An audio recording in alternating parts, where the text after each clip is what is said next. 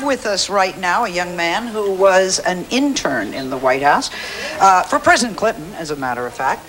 So I was told in the Bush administration that the interns were not allowed in the president's part of the White House, but in the Clinton's administration, you were allowed to wander around and go wherever you wanted. Is that true? I don't know if that's true of the Bush administration. I do know that in the Clinton administration, depending on your duties, you may have access to the West Wing, or you may actually work in the West Wing.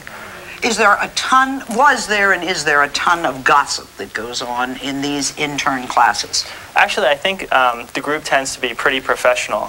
While there is chatter about the interns you do know, for the most part, talk is about what transpired that day, business, exciting events. Not too much talk about any underlying scandals, as they might be at the time. Says something better about our interns than it does maybe about our press corps. How many times, how long were you an intern? I was an intern for 5 months. And how many times would you have been alone with the president in that time?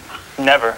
Never would happen. Were any of the other interns, to your knowledge, alone with the president? I know, I'm asking that because, again, in the Bush administration, I'm told the intern had to be with someone one of the badge wearers, as it were. You know, Sally, I should really qualify that, because depending on what exactly the intern does, he or she might have access to the Oval Office or the West Wing. For instance, I worked in the old Executive Office building, and while I did frequently visit the West Wing, I never had reason to deal directly with the president. My interactions with him were solely at special events like state arrivals.